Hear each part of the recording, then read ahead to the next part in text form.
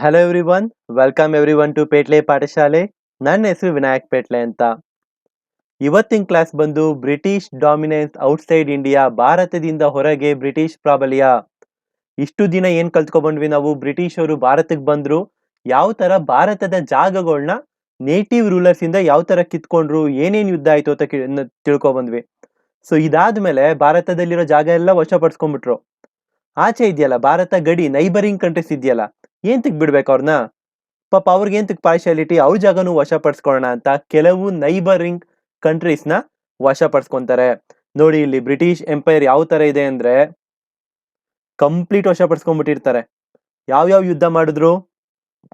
ಕಾರ್ನಾಟಿಕ್ ಯುದ್ಧದಲ್ಲಿ ಇಷ್ಟು ಭಾಗ, ಇಲ್ಲಿ ಹೈದರಾಬಾದ್ ಇರುತ್ತೆ ಆ ಭಾಗ. ನಮ್ಮ ಮೈಸೂರ್, ಆಂಗ್ಲೋ ಮೈಸೂರ್ ಕದನದಲ್ಲಿ ಮೈಸೂರ್ನ ವಶಪಡಿಸ್ಕೊಂಡ್ರು. ಮರಾಠ, ಆಂಗ್ಲೋ ಮರಾಠದಲ್ಲಿ ಕಂಪ್ಲೀಟ್ ಮರಾಠನ. ಬೆಂಗಾಲ್, ಯಾವುದು ಪ್ಲಾಸಿ ಕದನ, ಬಕ್ಸರ್ ಕದನದಲ್ಲಿ ಕಂಪ್ಲೀಟ್ ಬೆಂಗಾಲ್ನ. ಆಂಗ್ಲೋ ಸಿಖ್ ಕದನದಲ್ಲಿ ಕಂಪ್ಲೀಟ್ ಸಿಖ್ನ. ಇನ್ನೇನ್ ಮಿಕ್ತು? ಕಂಪ್ಲೀಟ್ ಭಾರತನ ವಶಪಡಿಸ್ಕೊಂಡಾಯ್ತು. ಇವಾಗ ನೈಬರರ್ಸ್ ಇದಾರಲ್ಲ, ಅಕ್ಕಪಕ್ಕ ದೇಶದವರು ಯಾರು? ಟಿಬೆಟೋ, ನೇಪಾಳ್, ಭೂತಾನ್, ಮಾಯನ್ಮಾರ್, ಅವಾಗಿನ ಬರ್ಮಾ ಅಂತಿದ್ರು, ಅದು ಅಫ್ಘಾನಿಸ್ತಾನ್. ಇವ್ರುಗಳ ಮೇಲೆ ಯಾವ್ಯಾವ ತರ ಸಂಬಂಧಗಳಿಟ್ಟು ಬ್ರಿಟಿಷ್ಗೆ ಅಂತ ಇಲ್ಲಿ ಕಲ್ತ್ಕೊಂಡು ಹೋಗ್ತೀವಿ. ಫುಲ್ ಡೀಟೇಲ್ ಆಗಿ ಹೋಗಲ್ಲ, ಯಾವ್ಯಾವ ಯುದ್ಧ ಮಾಡಿದ್ರು, ಯಾವ್ಯಾವ ಟ್ರೀಟಿ, ಏನೇನ್ ಕತೆ ಅಂತ. ಸ್ಟೋರೀಸ್ ತುಂಬಾ ಇಂಟ್ರೆಸ್ಟಿಂಗ್ ಆಗಿರುತ್ತೆ, ನೋಡ್ಕೋಗೋಣ. ಸೊ ಇವತ್ತಿನಲ್ಲಿ ಏನೇನ್ ನೋಡ್ತೀವಿ ಅಂದ್ರೆ Anglo Bhutan, Anglo Nepal, Anglo Afghanistan, Anglo Tibet, Anglo Burma. 5 ಭಾರತದ ಗಡಿ ಹಂಚ್ಕೊಂಡಿರೋ ದೇಶಗಳ ಜೊತೆ ಬ್ರಿಟಿಷರ ಸಂಬಂಧ ಹೇಗಿತ್ತು ಅಂತ ಸ್ಟಡಿ ಮಾಡೋಣ. ಸೊ ಆಪ್ ಬಗ್ಗೆ ಗೊತ್ತೇ ಇದೆ, ಇಲ್ಲಿ ಏನೇನ್ ಪಾಠ ಮಾಡ್ತೀನಿ, ನೋಟ್ಸ್ ನಿಮ್ಗೆ ಆಪ್ ಅಲ್ಲಿ ಅವೈಲೇಬಲ್ ಇರುತ್ತೆ. ದಯವಿಟ್ಟು ಚಾನಲ್ಗೆ ಸಬ್ಸ್ಕ್ರೈಬ್ ಮಾಡ್ಕೊಳ್ಳಿ, ಸಪೋರ್ಟ್ ಮಾಡಿ. ವ್ಯೂಸ್ ಬಂದಷ್ಟು, ಸಬ್ಸ್ಕ್ರಿಪ್ಷನ್ಸ್ ಬಂದಷ್ಟು ಜಾಸ್ತಿ ನಿಮ್ಗೆ ಕ್ವಾಲಿಟಿ ಕಂಟೆಂಟ್ ಸಿಗುತ್ತೆ ಅಂತ ಹೇಳ್ತಾ ಡೈರೆಕ್ಟ್ ಕ್ಲಾಸ್ಗೆ ಮೂವ್ ಆಗೋಣ. So Anglo Bhutan relations. ನೋಡ್ಲಿ, ಭೂತಾನ್ ಜೊತೆ ನಮ್ಮ ಬ್ರಿಟಿಷರಿಗೆ ಯಾವ ತರ ಸಂಬಂಧ ಇತ್ತು ಅಂತ ತಿಳ್ಕೊಳ್ಳೋಣ. ನೋಡಿ, ಎಲ್ಲಿರೋದು ಭೂತಾನು? ಯಾವ ಯಾವ ರಾಜ್ಯಗಳ ಜೊತೆ ಗಡಿ ಹಂಚ್ಕೊಂಡಿದೆ? ಒಂದು ಬೆಂಗಾಲ್, ವೆಸ್ಟ್ ಬೆಂಗಾಲ್, ಅವಾಗಿನ ಬೆಂಗಾಲ್ ಪ್ರಾಂತ್ಯ. ಒಂದು Assam.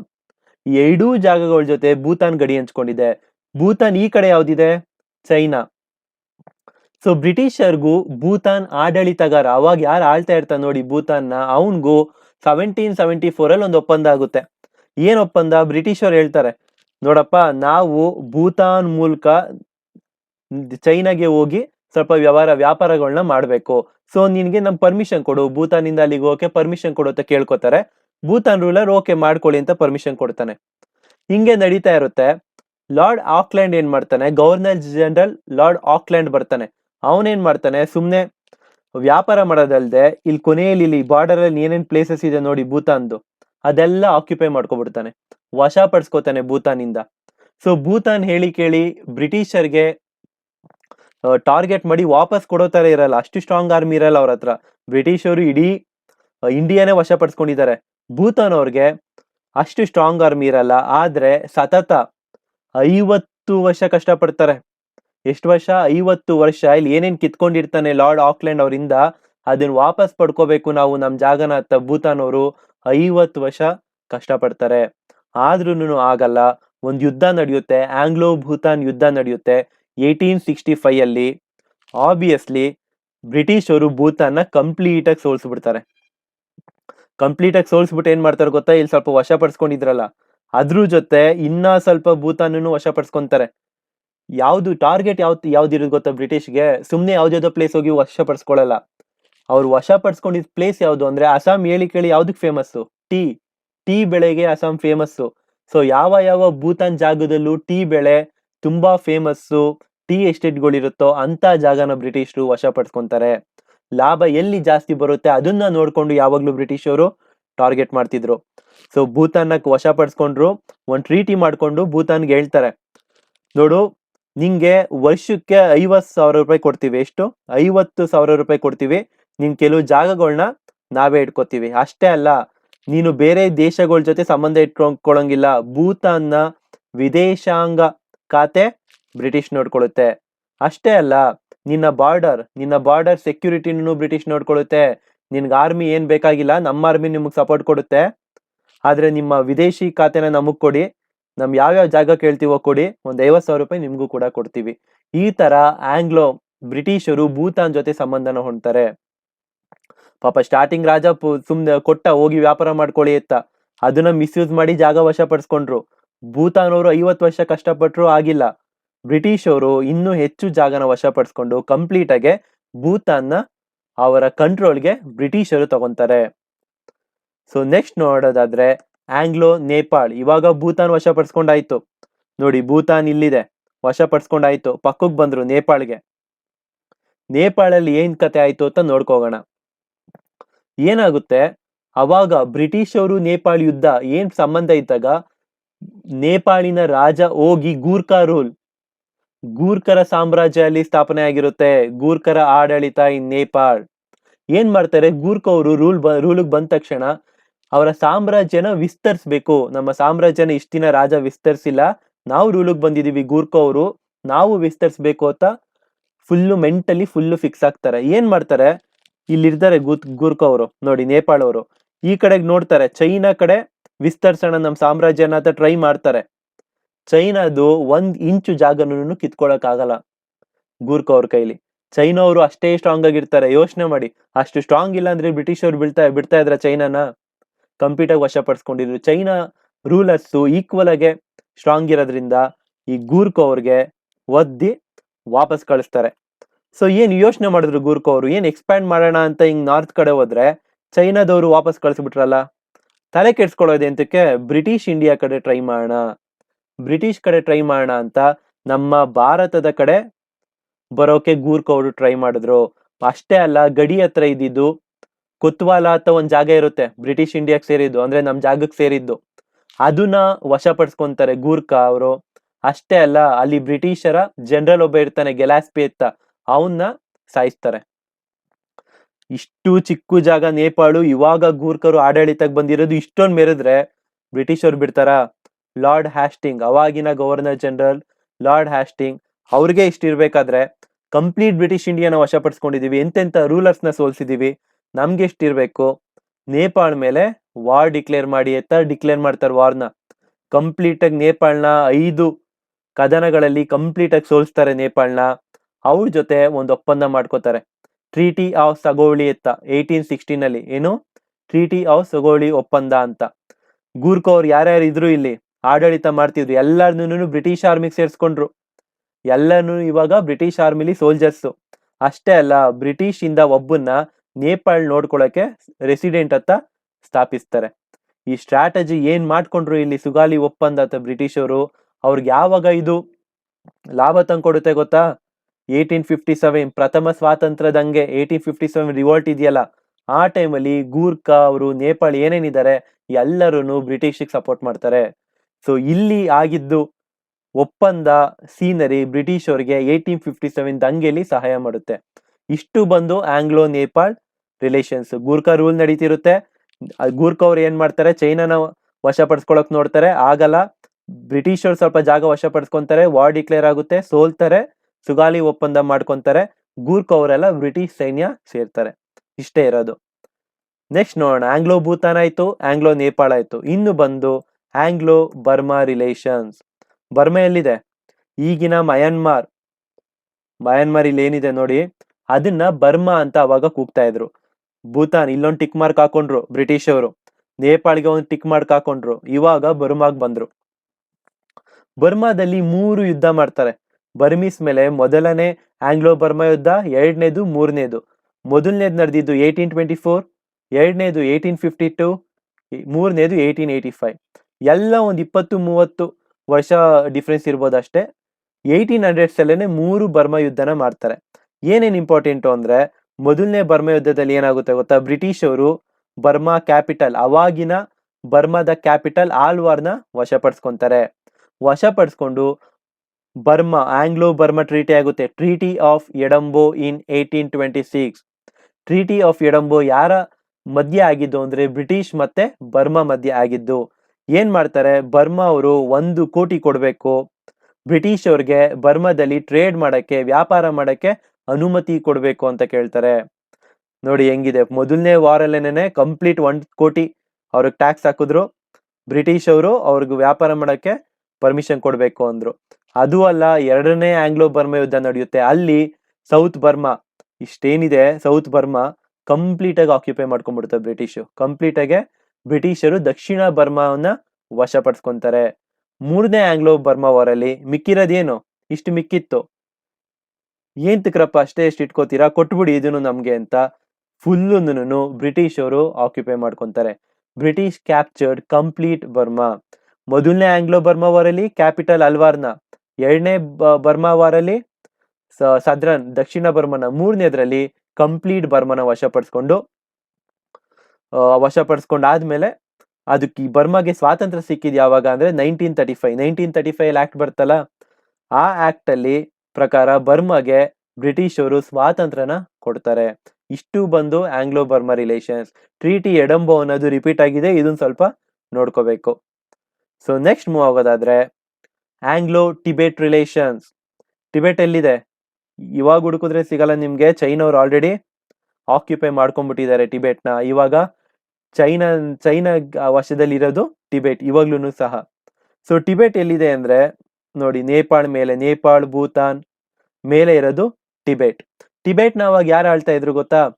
Buddhist science, monks, Buddha ಸನ್ಯಾಸಿಗಳು ಟಿಬೆಟ್ನ ಅವಾಗ ಆಳ್ತಾ ಇರ್ತಾರೆ.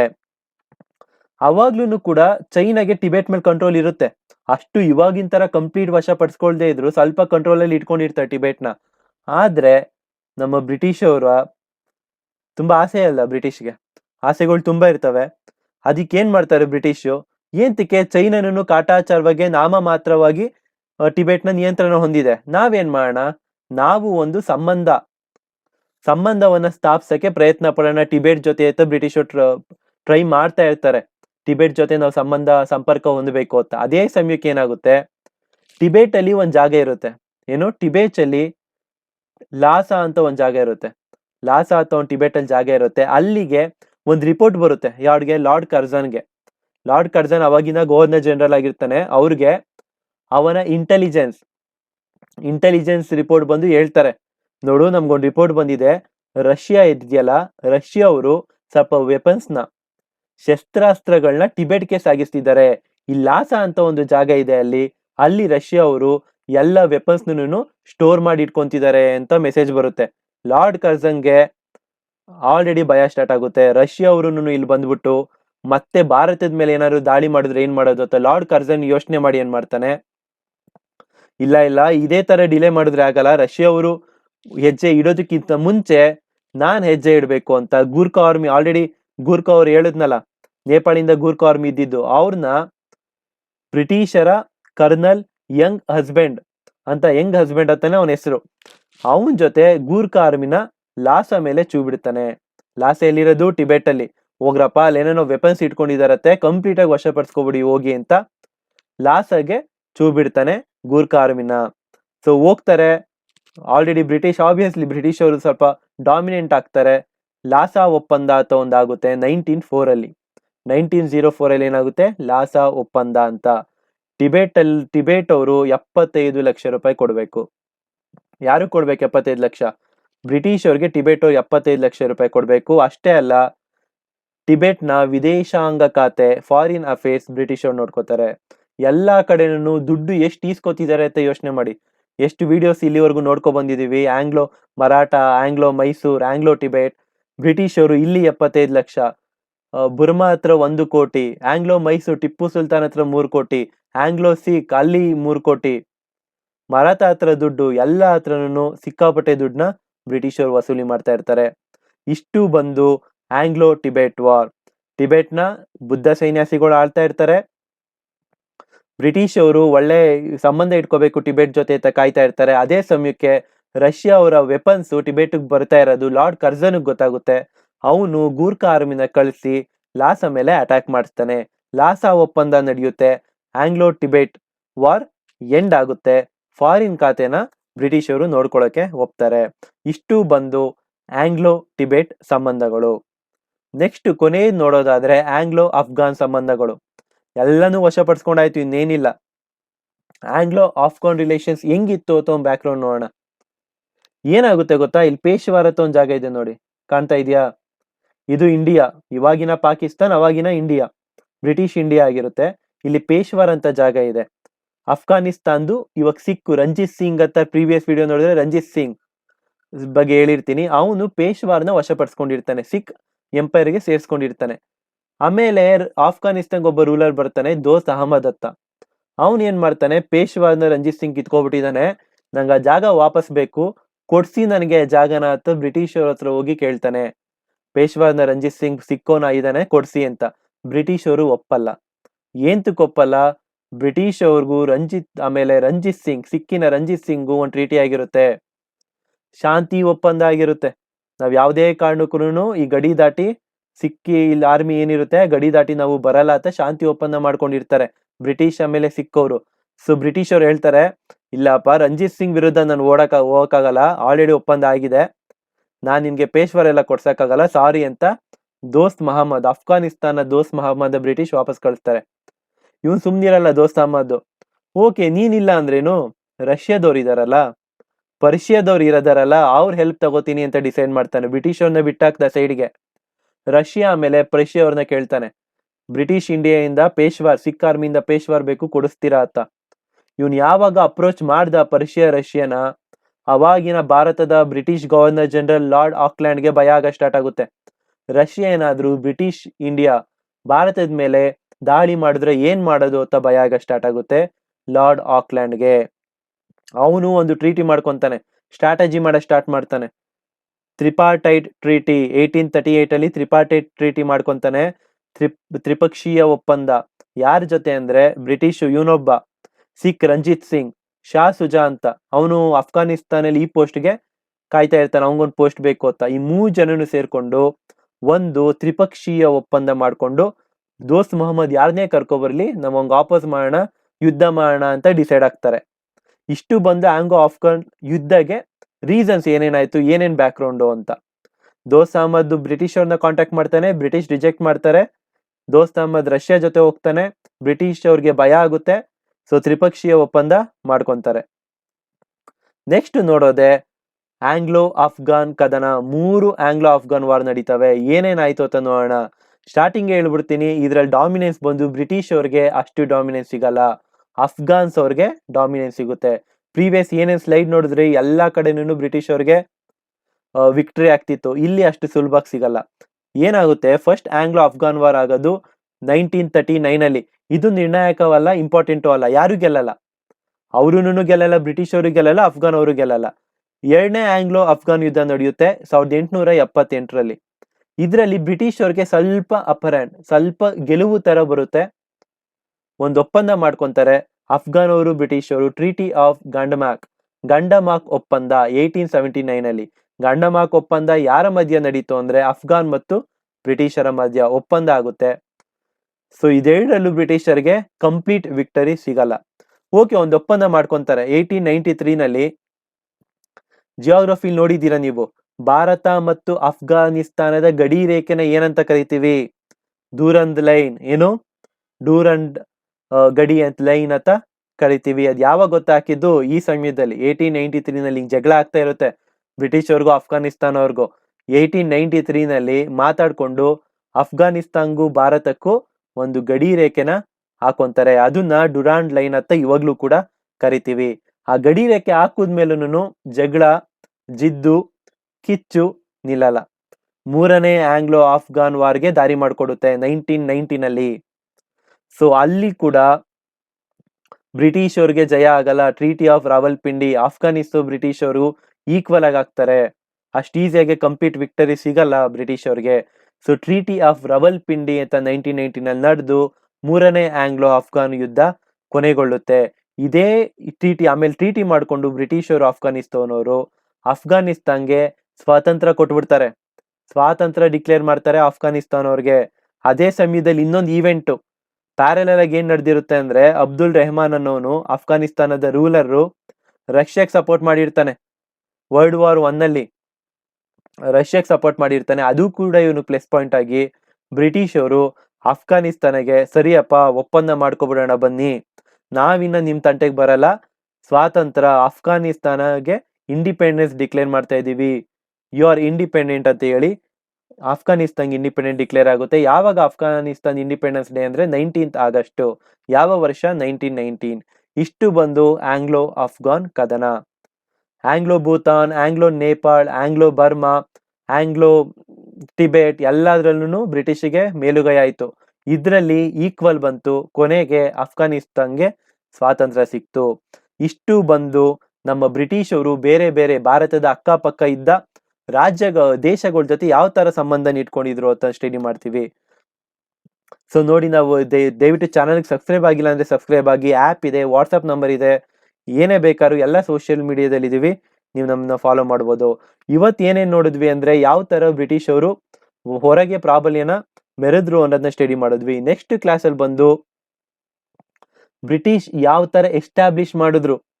ಆಲ್ರೆಡಿ ಬಂದಾಯ್ತು ಭಾರತಕ್ಕೆ, ಭಾರತದ ಅಕ್ಕಪಕ್ಕ ದೇಶಗಳನ್ನು ವಶಪಡಿಸ್ಕೊಂಡಾಯ್ತು, ಒಂದೊಂದು ಟ್ರೀಟಿ ಮಾಡ್ಕೊಂಡಾಯ್ತು. ನೆಕ್ಸ್ಟ್ ಭಾರತದಲ್ಲಿ ಯಾವ ತರ ನೆರೆ ಹೂಡ್ತಾರೆ, ಮಹಲ್ವಾರಿ ಪದ್ಧತಿ, ರೈತವಾರಿ ಪದ್ಧತಿ, ಜಮೀನ್ದಾರ್ ಪದ್ಧತಿ, ದಂಗೆಗಳು ದಕ್ಷಿಣದಲ್ಲಿ, ಆಮೇಲೆ ನಾರ್ತ್ ಇಂಡಿಯಾದಲ್ಲಿ, ಸೌತ್ ಇಂಡಿಯಾದಲ್ಲಿ ದಂಗೆಗಳು ಎದೊಳ್ತವೆ. ಅದಾದ್ಮೇಲೆ ಮೊದಲ ಸ್ವಾತಂತ್ರ್ಯ ಸಂಗಮ ಆಗುತ್ತೆ. ಇದೇ ತರ ಯಾವ ತರ ಬ್ರಿಟಿಷ್ ಮೆರೆದ್ರು ಅನ್ನೋದನ್ನ, ಏನೇನ್ ರೂಲ್ಸ್ ರೆಗ್ಯುಲೇಷನ್ ತಂದ್ರು ಅನ್ನೋದನ್ನ ನೋಡ್ಕೋಗ್ತೀವಿ. ಸೊ ಇಷ್ಟು ಬಂದು ಇವತ್ತಿನ ಕ್ಲಾಸ್ ಆಗಿರುತ್ತೆ. ಸೊ ಏನೇ ಡೌಟ್ ಇದ್ರು ವಾಟ್ಸಪ್ ಮತ್ತೆ ಟೆಲಿಗ್ರಾಮ್ ಗ್ರೂಪ್ ಅಲ್ಲಿ ಇದೀವಿ, ದಯವಿಟ್ಟು ಜಾಯ್ನ್ ಆಗಿ, ಸಬ್ಸ್ಕ್ರೈಬ್ ಮಾಡಿ, ಸಪೋರ್ಟ್ ಮಾಡಿ. ಸೊ ನೆಕ್ಸ್ಟ್ ಕ್ಲಾಸಲ್ಲಿ ಮತ್ತೆ ಸಿಗ್ತೀನಿ. Thank you so much for watching my class. Meet you in my next session.